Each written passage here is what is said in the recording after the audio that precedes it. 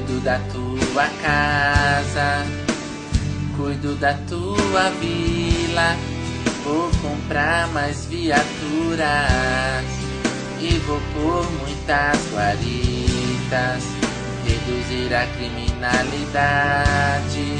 Vou fazer isso por ti, o eleitor é meu bem maior. Basta votar em mim.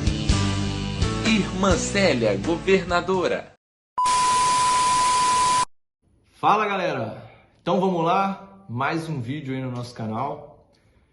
Antes, já se inscreve aí, né? Faz aquilo que você já sabe aí pra dar uma moral pra gente aí. É claro! Eu escolhi falar de um tema muito bacana, sabe? Aquele assunto que une as famílias.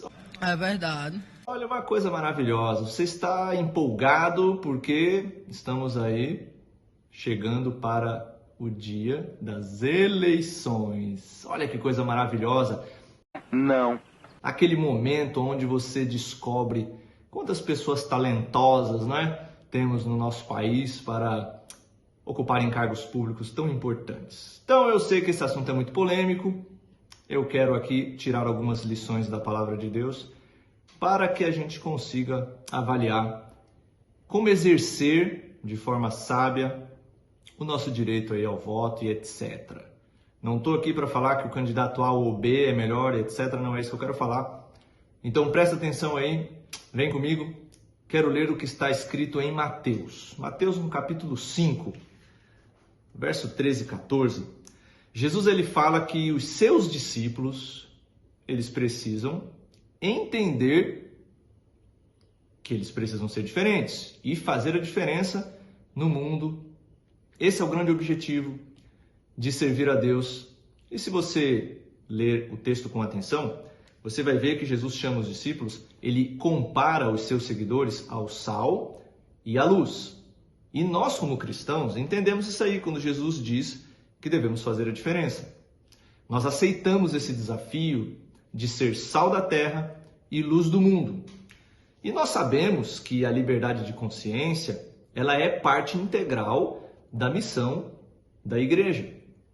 Como que nós devemos então nos relacionar com os governos estabelecidos? Como nós devemos nos portar em relação a assuntos políticos? Bom, a igreja tem nas situações da Bíblia, nós podemos encontrar essas diretrizes. É muito fácil. Nos ensinos de Cristo, naquilo que os apóstolos faziam, nós temos uma base muito segura para evitar qualquer má compreensão do assunto. Nós não fomos chamados por Deus para vivermos de forma tão intensa algum tipo de militância e tal. É mesmo, é? O cristianismo apostólico, por exemplo, ele cumpriu a sua missão sob as estruturas opressoras do Império Romano, sem se voltar contra elas.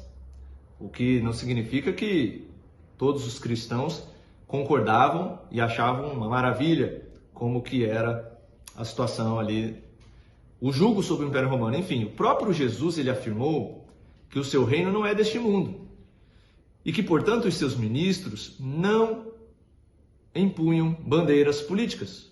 Você pode encontrar isso no Evangelho de João, no capítulo 18, versículo 36.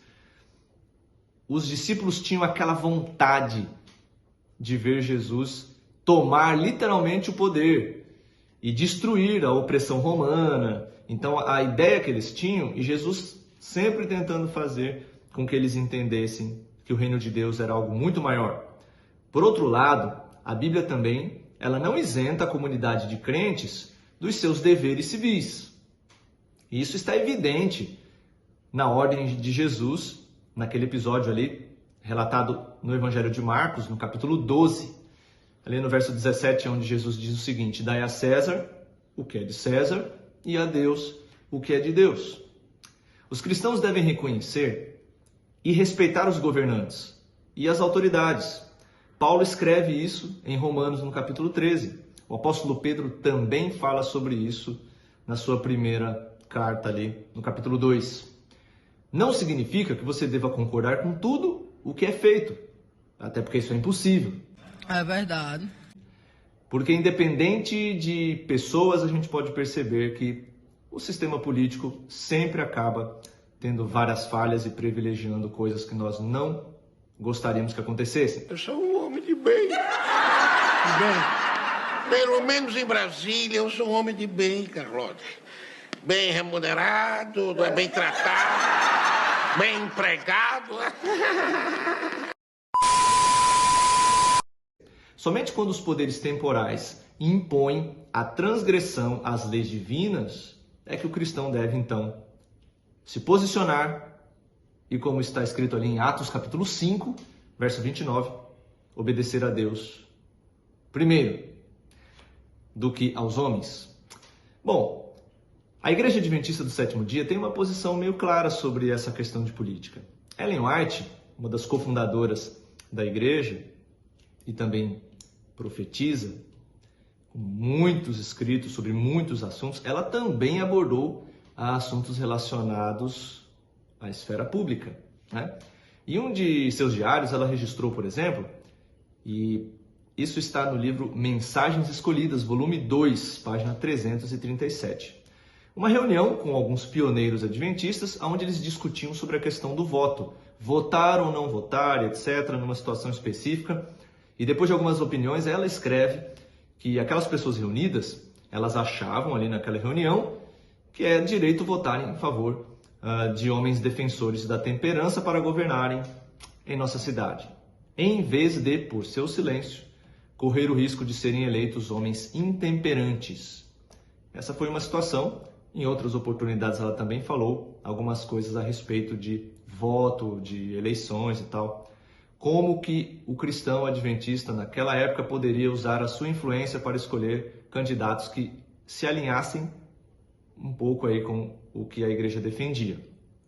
Bom, cada cristão precisa entender que tem responsabilidade, que pode exercer a sua influência ao máximo para ajudar de alguma maneira a sociedade. Então, cada cristão, não apenas adventista, de qualquer outra denominação, pode e deve exercer o seu direito ao voto usando prerrogativas bem definidas, tentando procurar candidatos que possam se alinhar com aquilo que ele defende. É verdade. Quer dizer, às vezes não. Preferência por candidatos que possam promover princípios, valores. Isso é importante para beneficiar não apenas a igreja, mas a sociedade no geral. Portanto, a Igreja Adventista do Sétimo Dia recomenda que os seus membros exerçam sim o direito, o dever do voto, desde que, com responsabilidade, claro, desde que nessas ocasiões não haja incompatibilidade com os princípios bíblicos defendidos pela igreja.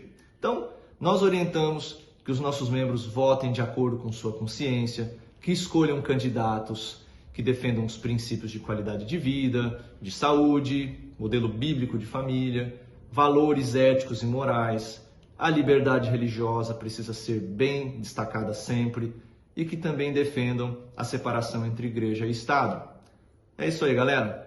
Não desmerecendo as questões políticas e toda a sua importância, nós entendemos ser um dever dar o devido destaque ao nosso verdadeiro papel como igreja, que é desenvolver práticas que resultem no fortalecimento da fé e promovam a esperança na iminente volta de Cristo Jesus. É isso aí, escolha os seus candidatos, estude o histórico deles, tente entender, fuja de algumas fake news que tem muito por aí e faça a melhor escolha como um cidadão. Você sente o seu dever de colaborar e que Deus tenha misericórdia de nosso país e do mundo inteiro para que possamos continuar tendo liberdade e oportunidade de pregar o Evangelho. Fique em paz, não briga com o seu tio, com a sua tia, com o seu irmão aí, com o seu vizinho, porque daqui a pouco tem Natal e aí como é que faz?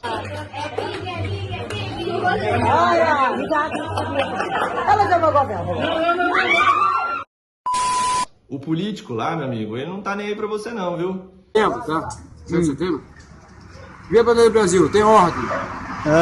Que ordem tem isso aí? Tem nenhuma ordem. Tem nenhuma? Progresso, também tem nenhum progresso. Ele vai ganhar, vai continuar, e se perder, vai dar um jeito de seguir a vida dele também.